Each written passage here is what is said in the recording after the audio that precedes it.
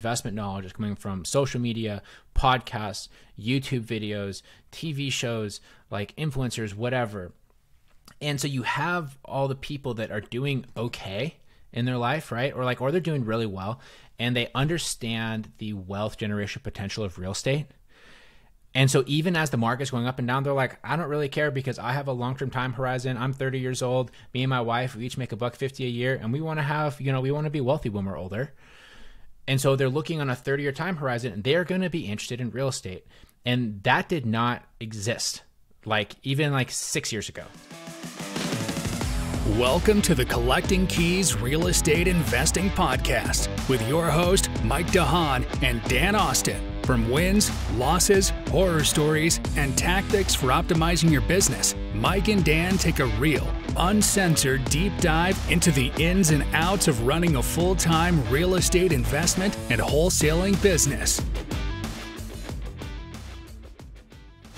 Guys, welcome to this episode of the Collecting Keys Mike and Dan show, where I, Mike DeHaan, and my co-host Dan Austin talk business, investing, real estate, and everything in between, whatever Dan feels like on the day, because he's always the loose cannon.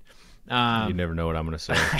I know. Half the time I'm like, whoa, let's. I haven't been keeping up on my TikTok superstars, so I don't have a lot of one-offs. I know. Lately. We need to bring on our buddy Aaron just so he can keep us up to date on all the TikToks he's always sending over. He sends some awesome TikToks. Yeah, but first off, I got to give you some appreciation, Dan, for always holding down the fort when my no kids ass goes in fucks off for a week in Colorado. So I was around a little bit more than usual because I was down in Colorado skiing, and I tore my MCL on the first morning. That's a bummer. It's not too critical. I'm up moving around, and I learned a lot about anatomy and how the MCL is not something that generally needs surgery, and you just kind of rebuild it because there's. You don't need it. Is it like your appendix? Or you take it. Well, you need it, but it's unlike an ACL, right, which on the front and doesn't have any actual blood flow through it, so it can't heal, and when it tears, it's kind of just wrecked. Your MCL actually does have blood flow, so it can actually heal up if you rehab it. Gotcha. But yeah, so I appreciate you holding down the shop while I was gone. So I was in Vail, Colorado, which is a pretty ritzy area. I've been going there for a long time, since way before it was Vail. I remember going there, and it was kind of a smaller resort. What did they name it? What was it named? It was still Vail, but it wasn't a publicly traded company. Was it owned by Vail Resorts? It was, yeah. Okay. So Vail Resorts expanded into the publicly traded entity it is now that owns tons of different ski areas around the country and around the world. Actually, they've started buying international. But I did a little experiment there because as you're going around, it's always just sticker shock, just looking at how much random things cost there, right? I'm sure. Yeah, and I was like, I wonder what all of these people do. I know that it is affluent by nature, just skiing is affluent by nature. The area is extra expensive. So every time I had a chance, I would talk to people in the lifts, in the lodge, whatever, ask them where they're from, what they did. And you know what? Shocker. What was the most common pattern was so many people were involved in real estate in some way, whether they... Fascinating. I thought you were going to say cruise ship singer or something like that. Oh, cruise ship singer? Those people make money? Know. Actually, I don't know if they do or not. They just get free food. Where did you even get that from? I don't know. I was just trying to think of something that would be random that you might have ran into in Vail. Yeah. I guess, I don't know. I assumed it would be a lot of financial investors, financial advisors or corporate people, right. Things like that. So there was a couple of those, but most people were involved. They had some sort of real estate investment business. They had some sort of fund that they ran that was around real estate. And then there was one guy who I met who was in e-commerce. He sold this line of pet solutions, he said. So basically he's an R&D guy. He invented these different kinds of pet products and now has this big store that he sells all stuff on. And I was like, oh, cool. He's the outlier that's not in real estate. And they asked what I did. I told him, he goes, oh, that's cool. He's like, do you do anything commercial? And I was like, yeah, a little bit. We've just been doing some marketing for different people for that. And he goes, oh, okay, I was a commercial broker for 10 years. So basically, yeah. Basically a real estate guy. Yeah. That's how he got the freedom to go and develop his pet brand without having to worry about making scratch. He was a commercial broker for 10 years and did first. So everybody there was involved in real estate. Mm-hmm. Real estate investors, owners. Yeah. What were they doing? Yeah, pretty much everything in between, right? So they had some sort of investment company. They had a brokerage. They were a realtor. You know, I met one guy that was a lender. That was like his main business. And it was funny because whenever you meet someone like that and they don't know if you understand what hard money lending is, they like try to like explain it to you in the basic way. And I'm like, oh dude, I flip houses. I get it. Yeah, you're like, I got you, bro. Yeah. I got you. Wow. So that's, I think speaks to not only the financial security that, or financial freedom probably that real estate gives you, but also the time to do that sort of stuff. Yeah, exactly. Especially because I was there, you know, we're in the middle of February. It's not exactly spring break for kids or people are taking time off. Or winter break. Yeah. And it was a lot of, you know, retirees this time of year. So like older people. And, I mean, but I say that, but there was a lot of people like in their 30s and 40s too, that were there doing stuff. Sure. So, but you know, it gives them the freedom and then the ability to go somewhere like that where a burger costs $35 and it doesn't break the bank. Crazy, dude. Wow. Yeah, it's crazy. But there was one day we went out afterwards. We went to this like Mexican place. We had ceviche. Me and my wife had ceviche and 4 margaritas, you know, 2 margaritas each. And it was like $127. Oh my gosh. And the ceviche was really just like the little mini canned shrimp that they dumped into a bowl. No, dude, food there is top notch. Like food is freaking good. Yeah. Like at least it's so like when I was in Tahoe for the Go Abundance event, you know, it was last month. Expensive and it sucked. Like honestly, oh really? That's a bummer. The food was terrible. Like the drinks weren't like that good. The service was super subpar.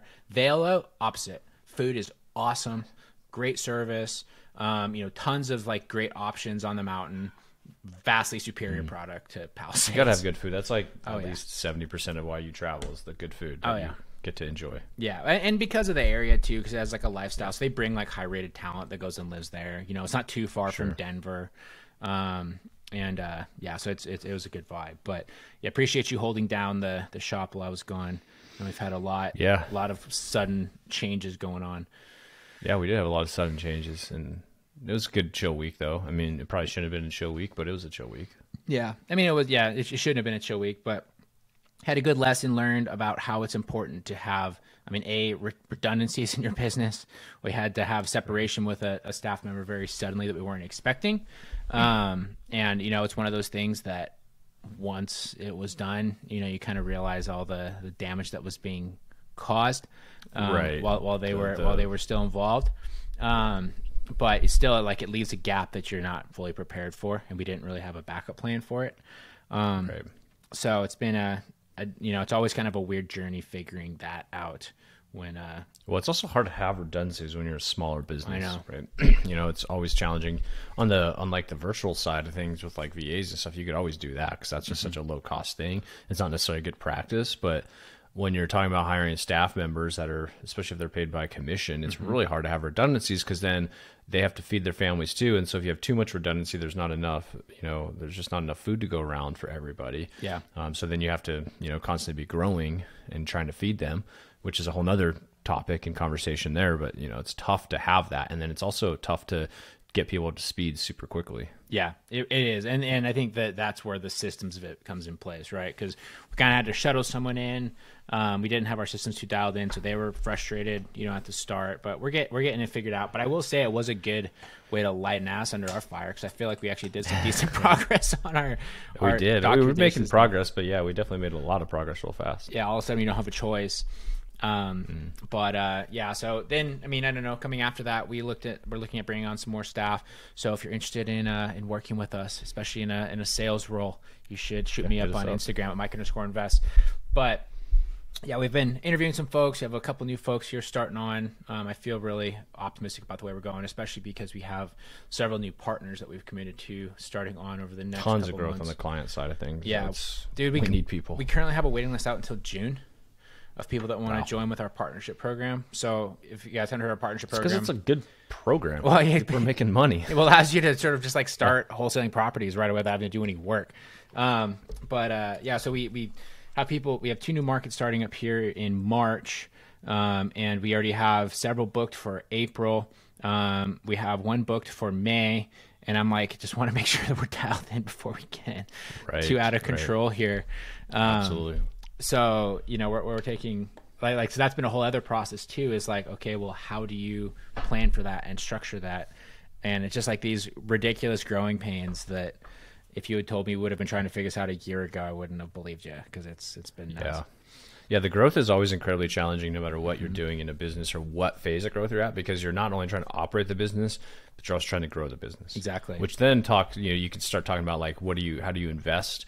What can you pay yourself? When do you pay yourself? Like that's just like an unknown too for most people. For me, it is, right? Because if you pay yourself too much, then all of a sudden you're cutting your knees out from underneath you.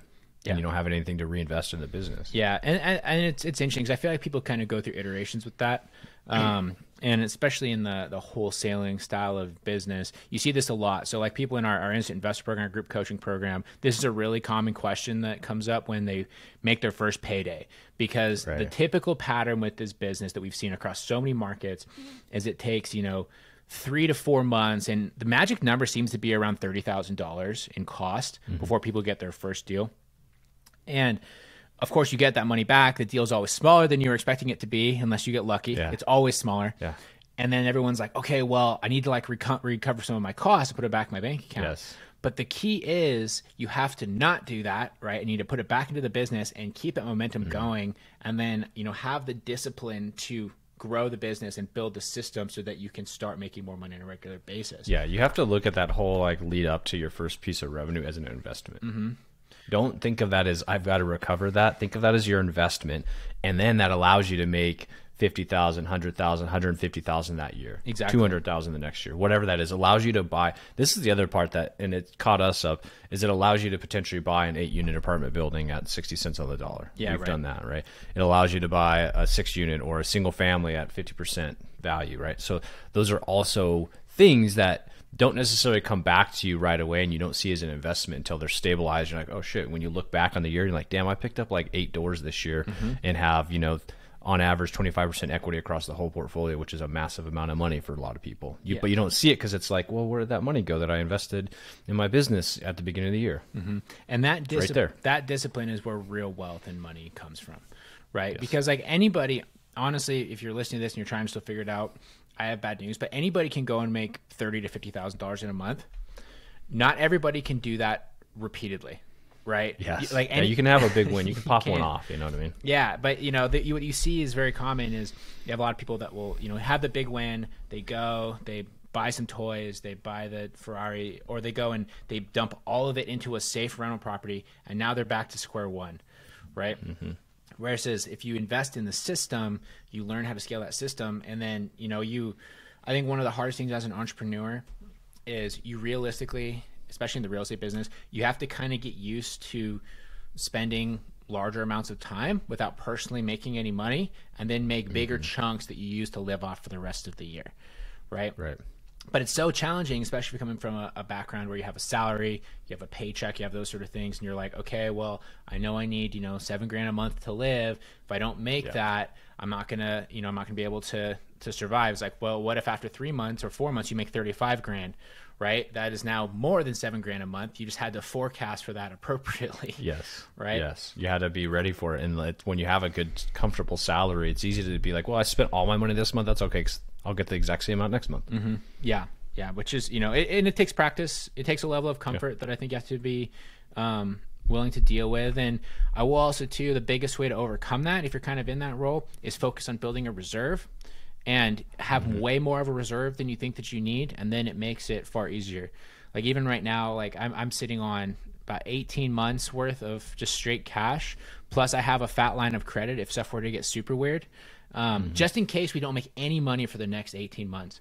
The chances of that are extremely low, but doing that allows me to just be like, okay, fine. I'm just going to like not worry about it at all, because I know my bills will be paid. And this, that's budgeting in me going on like trips to Vail, me, going on other stuff that my wife and I have planned, doing some modifications to the house, all that sort of thing. We've budgeted the whole year, and now I have that money plus another 6 months set aside. And so I don't have to worry about living paycheck to paycheck as an entrepreneur, which is a super common problem. Right. That's one valuable thing about GoAbundance. One of the valuable is you're kind of forced to look at what you spend every year, just by nature of when you're going over your financial metrics with everybody. Yeah.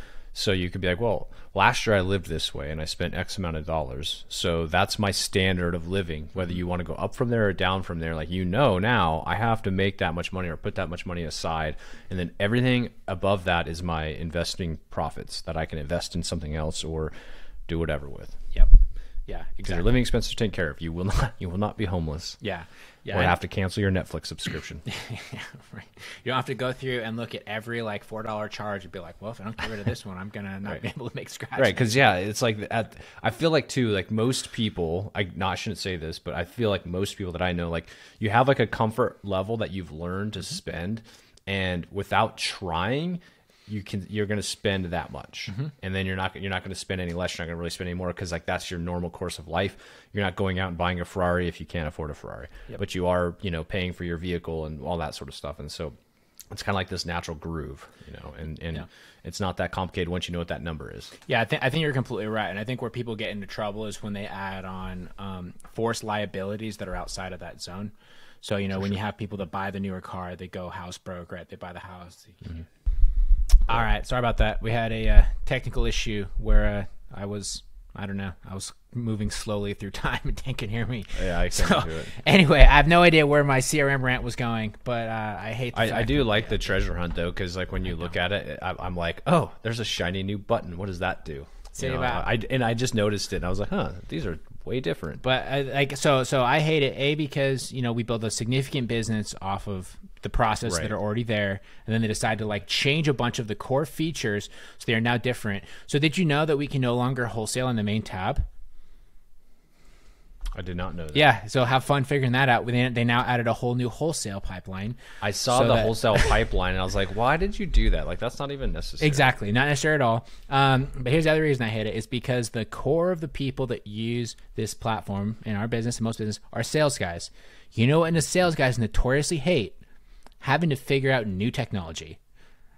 They want to talk to people. They don't want to have to learn freaking software engineering to start over.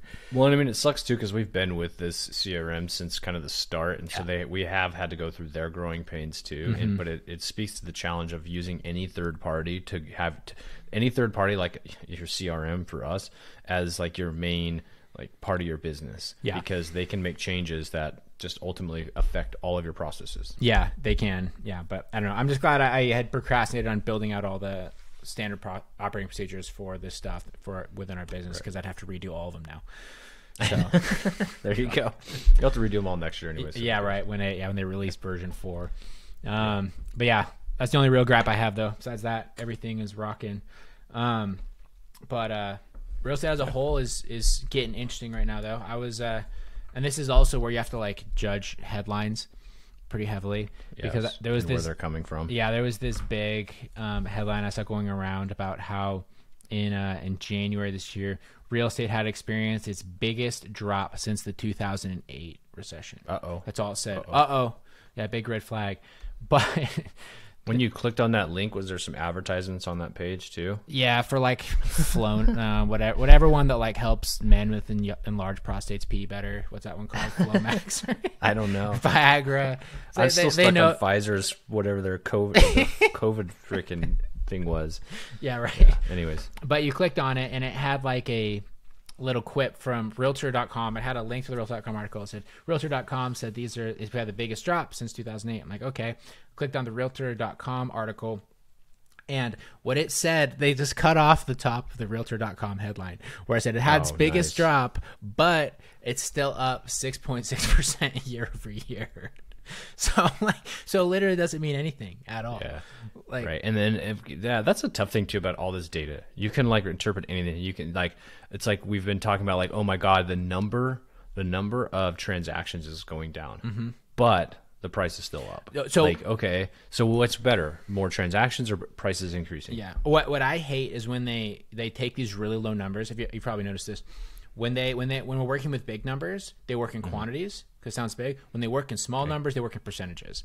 And this is how the media skews everything to make you believe what they want you to believe. Because like let's say you're doing 10 transactions, right?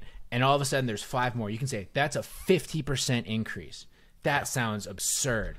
Yeah. Right. But then, if they were, if they said like, oh, there's 5 more transactions, that doesn't sound very big. So you're not going to click on it. No, it doesn't. Yeah, exactly. You know, but like same with, there can be, let's say you're doing 100 million transactions. They can say there's been 1 million more transactions this month than last month. It's like $1 million sounds like a lot, but it's really only 1%. And they just, it's a tiny amount. Yeah. they just mess with it, like the headlines all the Right. time, to try and create some sort of sensational bullshit to get people to, I don't know, read, click on the ads, see the Viagra ads or the Pfizer ads, whatever. 100% what it is. It is all what it is. Yeah. Very, very little of it's actually like valuable. There's a lot of economic news that is intriguing, and you do have to dig a little bit and like look at it. Like, I think you and I both agree 2008 is not happening right now. It's not going to happen. If something crazy is going to happen, we're going to call it the 2023 financial crisis, not the 2008 financial crisis, because it's a totally different economic environment. If you listen to anybody that knows anything from the media side of things, experts and stuff, like it's a different environment for many, many different reasons. But I would say too, I read an article kind of opposite of like, oh no, the numbers are so crazy, but really not, was how many more cash buyers there are in today's markets than there were in previous financial markets. And it speaks to the fact that investors can and probably will support the market and won't let the real estate market crash, because let's be honest, there's a lot more real estate investors than you and I got started, right? And a lot of folks that we run with, that we know, that we hang out with, that are real estate investors, still have money, and they're sitting in cash because they did just make a pile of money over the last several years, and they're just waiting to redeploy it in the right spaces. So they are considered cash buyers, or considered investors that can keep the market afloat as it starts going like this. Because you and I know as well as anybody, like if the market starts going down, like we're just looking for opportunities. We're going to buy. We're going to keep buying as much as we can, and so that keeps the market from actually going down, because there's demand. Yeah. I mean, I think that is something that is extremely unique to the situation right now. We have institutions putting billions into the single family real estate market as well. Yeah. So you have that, which is huge. But I also think that, Rich Dad, Poor Dad, I just Googled it. That book came out in 1997, right? Back, people that read books, they read that. But, that's where a lot of people that got their start. You go listen to any real estate podcast, they always ask, what is your favorite business book? And everyone always goes, oh, it's Rich Dad, Poor Dad. I read it when I was in college and it changed my life. Whatever. But there's always the people that didn't read, and didn't like consume any sort of like, especially business related books. Yeah. But now going into 2023 versus like 2008, even 2008 change versus 2023 change, is such an incredible rise of financial knowledge, investment knowledge is coming from social media, podcasts, YouTube videos, TV shows, like influencers, whatever. And so you have all the people that are doing okay in their life, right? Or they're doing really well, and they understand the wealth generation potential of real estate. And so even as the market's going up and down, they're like, I don't really care, because I have a long-term time horizon. I'm 30 years old. Yeah. Me and my wife, we each make $150 a year, and we want to have, we want to be wealthy when we're older. And so they're looking on a 30-year time horizon, and they're going to be interested in real estate. And that did not exist, even 6 years ago, 7 years ago. Right. I remember even when I first started, talking with you about real estate, when I was living in your house that you were renovating to be a college rental, you and Ted were the only people that I knew that did real estate. Right. And now you go everywhere and people are talking about it. And part of that is influenced by the boom market we just had. But the thing is, that has subsided, and now you're having the smarter money, like the people, the smaller scale, smarter money, the financially responsible people that are, wanting to take interest in it. And I think that will prevent, too much supply from building up, because people are going to jump on opportunities now. Yeah, they're going to see a little duplex for sale that would have cost them $800,000 2 years ago. They're going to say 600, like mine. It's my buy box. Exactly. I mean, and on top of that too, you have all the people that have done well, that have bought properties, and if they are selling properties, they're going to be 1031 exchanging into more real estate, right? So they're going to keep the cycle going. And usually they're going to be moving up a class of some sort, whether that's into like a nicer single family home, or that is into a commercial property or whatever. And that isn't going to go away, because you have people that have proven to themselves that they can do well with real estate. They now want to graduate from those, those particular assets, capitalize on some of their gains, but they want to stay in real estate because they know how to control it. I'm a perfect example of this. I have these 4 sort of like C-class cash flow properties that I have, which have been great for me for the last 3 years. I'm in the process of selling them, which should hopefully be closing here on Friday. Nice. And I am currently under contract to buy an A-class Airbnb in Austin, Texas. I'm moving out of like the C-class cash flow headache, going into... This is coming from the guy who hates Airbnb, by the way. So I hate Airbnbs as a core business model. I'm using the Airbnb as a way to cover my costs on an asset that I am very bullish on, which is the Austin market. You're not doing it for cash flow. I'm not doing it for cash flow. Like, exactly. I wanted to cash flow a little bit so that, obviously, you know, so that I get, you know, some cash and cash return. It doesn't need to be significant. My goal with that property is I am looking to buy an Austin market. The house that I'm currently under contract for was listed at $950. I'm buying it for $725. Good for you. Right. Man. Plus they're paying like a bunch of closing costs. I'm buying all the furniture that was in the property. Like, was it already an Airbnb or was it? So I actually, was it primary for somebody? I think it was like a midterm rental, because it doesn't have any Airbnb history, but it was fully furnished and it's furnished nice. But I'm buying all the furniture for it. I'm buying it for $200,000 less than list. I'm getting a pretty good deal. It's a nice house, fully renovated. Everything's awesome with it. But my hope is that this property in the next 10 years is going to be like in Seattle and San Francisco and other markets, going to be worth, you know, 1.5 million, whatever, you know, $2 million bucks. And at that point I can exit and go into something else, you know, and even better, if I'm worried about paying taxes, I'll go live down there for 2 years, which wouldn't be terrible. And I'll sell that shit and I will make $1 million bucks tax free. I love it. I think it's a great plan. Honestly, So, it's that difference between where a lot of people talk about cash flow. There's also equity. There's also equity plays. And if you don't have a cash flowing portfolio, it's not always, or a strong W-2 to cover costs. It's probably not. You're probably not ready to make equity plays. Exactly. I mean, and that's the thing with it too, is the payment's going to be significant. So even if it's like, I mean, I know I will make some money on Airbnb. If it's a little bit of negative, I don't care, because the rest of my portfolio will cover it. You know, if it makes a positive, cool, that's a little bonus. And, you know, also too, as I mentioned before, I have a huge cash reserve, so I have the ability to take that bet right now on, you know, a larger economic view that I think is going to be really beneficial. For sure. But point being, I am now one of those investors that is buying a house in this market where people desperately want houses, but I'm rolling over the gains that I made over the last several years to do so. And I think there's a lot of other people that are doing exactly the same thing. Yeah, I wonder, that's a great point too, if people will be switching out of Midwest markets into cash flow markets, because they did actually get, or not cash flow markets, but appreciation markets, because a lot of out-of-town investors, they don't want to live in the Midwest. They just had money and houses were cheap. When the Midwest actually started appreciating more than it typically would have historically, and people like yourself have additional money in the Midwest, and they're like, well, I'd actually love to have a home in Austin or a home in LA or a home in Florida, and these higher and a more expensive appreciating market, or markets that are still appreciating, which tend to be the Sun Belt right now. And they're just going to reposition that money out of the Midwest. Yeah. I mean, I'm sure it'll potentially, I don't know. I'm sure it'll start to happen.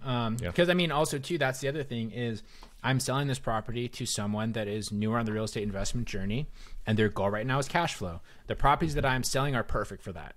Right, you're not going to get a huge amount of appreciation. They want to get a good cash on cash return. They want something that's already set up. It's like, cool, here you go. Those properties are prepared for that. And now I have had my gains, and I am just moving that on to something else. So, you know, if you are a Midwest investor, start talking to other people that you know that are interested in real estate, especially if they're new and they want cash flow. You might be able to sell them some of your properties without having to go through the listing process. No, listen, that's exactly what we're doing. I'm selling it to a GoBundance guy that wants to go in and, you know, have some cash flow on these properties. So it's a perfect pass off. So, I mean, I imagine you'll start to see it like more and more recently in a lot of different markets, especially if you have like some of the Midwest properties that are decent. Like I think if you have, you know, really shitty properties that are like 30 grand in rural Ohio, you're probably going to be having a hard time. But these are, you know, $150,000, $200,000 properties in Minnesota that are stable and easy. So those ones are easier to move. Yeah, they're good properties. Yeah. So anyway, so I think that'll make these next little bit really interesting, because I mean, like, that's my biggest view with the way the economy, and especially the United States economy, and I guess world economy too right now, is going, that is kind of unprecedented territory, is we are entering the time of the haves and the have-nots more so than I think that we've ever seen before. And it's not even just about people that have money, but it's people that are interested in making money and those that aren't. Yeah, and people that educate themselves and understand and learn how the system works. Because, I mean, let's be honest, if you go back to when you were younger, you maybe didn't quite understand how the system works and you were part of the system. But then you figured out through education and through some hard work how the system works. And then you started being, I would say, working outside of the system of what the system wants you to be, right? Which is go get that W-2 job and just go work and chip away for 45 years, as opposed to investing within that system and making money year over year at a faster rate than the system. And I know I'm saying this word a lot. The system wants you to, right? The 401k was built to make other people wealthy and for you to be able to put some money away and have some tax advantage, but to not be able to grow really fast and all of a sudden retire when you're 40. Because for the system to work, they need people working longer than 20 years. With real estate, it gives you an opportunity, and more people are able to be educated in this through social media, through the web, all that sort of stuff that's grown so quickly, to get educated in how to grow your money and scale your money a lot quicker. Exactly. And I think that's exactly the thing is everyone's always talking about this is what the rich are doing. There's a lot more middle class people that are going onto that rich side, not necessarily because, like they're making more money. They're just making smarter investment decisions, and they are just making one more investment decision than those people that are doing nothing. So that makes that gap grow that much bigger. Right. Yeah. It's kind of a funny conversation actually, because my wife and I took our daughter to a birthday party this weekend, yesterday actually, and we went to the mall. It was in the mall. There's like an aquarium in our mall, which I don't know. Have you been to a mall recently? Yeah, I mean, I go to Riverside Mall downtown to go to a movie. Do you go to like Hot Topics or something like that? No, I go to the movie theater down there. That's not considered. I wouldn't consider that I wouldn't consider that a mall. I mean, like I'm thinking traditional malls, right? I guess that technically is, but it's not really. It's pretty nice. They have good restaurants and stuff, and it's right there. Yeah, it's more of a downtown destination than it is a shopping mall or shopping center. And growing up when I was a teenager and a child, like that's the place you went. You like. That's where everybody went to get all the stuff, and it was maybe a sign of like middle class affluence in a way because like that's where everybody shopped, like as far as that had money and all that sort of stuff. Now you go into the mall is not the case, and it's mostly, and we live in Washington, so we have a little bit different population, but like homeless people charging their cell phones, and just kind of an odd, empty feeling. And you talk about like the haves and have-nots. Like we were walking to our car, and even me, my daughter, because she's weird, wanted to bring an umbrella. It was a perfectly sunny day, so she had an umbrella with her whole princess outfit. She had her birthday dress on, which was like a princess outfit. Weird, she's bro. Dialed in. She's 4. She just had her look. She's like, this is what I want. She's like, Dad, I picked all pink because that's my favorite color. She had pink rain boots on, pink dress, all this stuff, right? She's dialed in for this birthday. And so I'm holding my daughter's umbrella. I'm like, we're walking through this like tunnel out to the parking garage. I was like, I might have to use this. Like, I was like, practicing like having to like shove somebody off. And it's not that I saw a bunch of danger, but I just felt different because there's that gap you're talking about of the haves and have-nots. It's really in places like Washington, you can see that as the homeless population grows and the low income population like stagnates. Yeah. Because they're not able to invest and they're not educating themselves to do so. Yeah. I mean, yeah, it's so tricky. I mean, like that whole situation is going to be, I think, the big conflict that we deal with over the next several decades is how do you deal with that? Because I mean, those people need general services, they need food, they need shelter. It has to come from somewhere. And there's, especially when you look at the political sphere, there's half of it that's like they'll pull up your bootstraps. They got to figure it out. There's half of it that's like, well, you've done good. Why don't you take care of them? I'm like, I don't fucking want to take care of them. It's like, and there's neither of them are the right way to do it. No. Yeah, exactly. There's some medium ground. There's some middle ground somewhere, but yeah, I don't know. Yeah. Anyway, yeah, well, we'll see. But I think that's, bigger picture with the real estate market. I think that is the real story outside of the real estate market. The real story is you'll have to use a 4-year-old's umbrella to fend off people exactly. when you're investing in real estate. Yeah, right. That's the truth. I mean, it's probably, it would be the worst toy, like the worst sort of object to fend off a crazy tenant or something like that when you walk in some weird house. Anyway, all right, cool. Let's wrap this up. Anything else you want to add, Dan? Anything you're excited about going into the end of Q1? We're already in the final month here. Man, I'm excited just about all the growth that we're seeing in our business and all the problem solving we're going to have to do because like we have a lot of demand. And it's funny, I was talking to one of my guys in my GoPod in GoBundance, Brandon. I think he listens to our pod, so he might hear this. Yeah, Brandon Turner. Actually, it kind of rhymes. It's not actually Brandon Turner, but he has his own tribe now that I'm not in. Yeah. But like I was going through with him because he's kind of putting together he's a real estate investor trying to put together his acquisitions pipeline, and as I was talking about it, I was just like trying to add up like how he could do it, and I'm like, you can't do it cheaper than we can. No. That's the crux of the person. Not that you shouldn't do it yourself. It's that you can't do it for as cheap as we can, especially if you're like, I want to repurpose excess income into this industry, and I know there's a better way to do it than calling an agent, right? Because there is a better way. There's a better way to get off market deals. And so when I'm saying like, if you want to just have us run all your marketing, all your data management, like there's just no way you could do it as good and as cheap as we can. And so that's what excites me, is like that what we have there, and people are knocking on our door saying like, this is it, and we're able to capture that for people. Yeah. Because like you and I grew up in this industry as real estate investors, and you have all these people trying to sell you leads, and they suck. We're not lead sellers. We're not trying to do that. And there's like this problem, because how cool would it be if you could do that? How much easier would it make your life if you could just go and buy a lead, and every third lead you call, you close the deal, and the closings are up to you, right? That would be cool. But most of those people selling leads are junk, and they weren't incentivized to make sure you were successful. Yeah, I know. That's a whole other ball game with that. I was talking to somebody recently that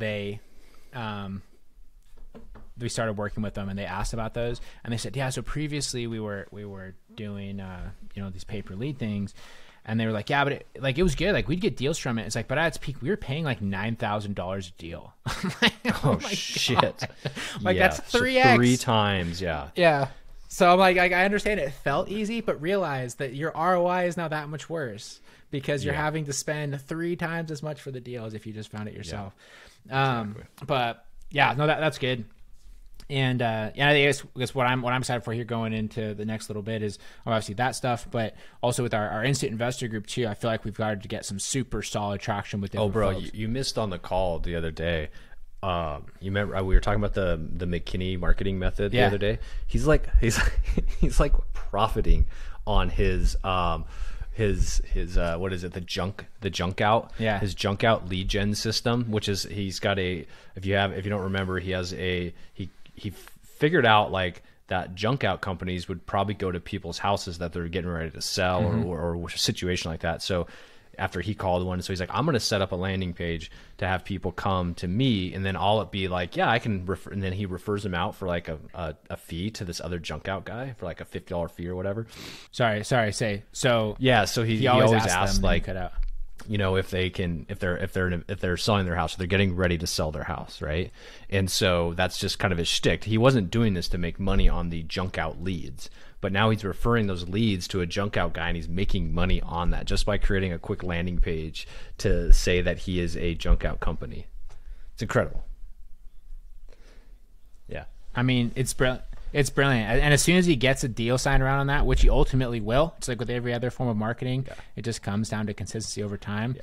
He's going to have uncovered something major. We need to get a McKinney method for sure, made. Dude. Like I'm just like, so, you say you're excited about the group. Like the group is doing kick-ass stuff that's organic. That's not just us talking to the group, that they're just coming up with ideas and doing things, and they're winning. They're killing it. It's awesome. Yeah, I'm super excited to see like exactly like the ingenuity that's coming out from people as well as starting to get into it. We even have a new guy who's talking about how he's making his own direct mail for like a fraction of the cost of like a mail house. That was pretty smart. Like that was super smart what he put together. You get that, the whole outline. I was reading that and I was like, damn, that's like next level. Just like thinking, and it takes a little bit of extra work, but it's not crazy rocket science. Yeah, exactly. So awesome. Well, anyways, guys, there's our plugs for you. I promise that wasn't staged. That was just us getting stoked about what we have going on. But I hope you enjoyed the show. Please go and share with anybody who enjoys podcasts about real estate, business, or, just some banter about the economy and, the weird stuff that we have going on. You sharing the show is the easiest way for you to help this thing grow. And we are trying to make this thing, pretty big. So any way you can share it would be great. Aside from that, if you want to get a free guide to start generating off-market leads like we do every single month, go to collectingkeyspodcast.com/free. You can get your free 5-step guide to start generating off-market leads.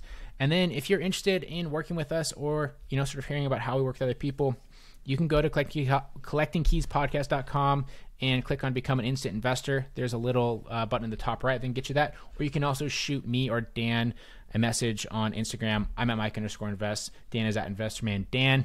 And we both always love to chat with people.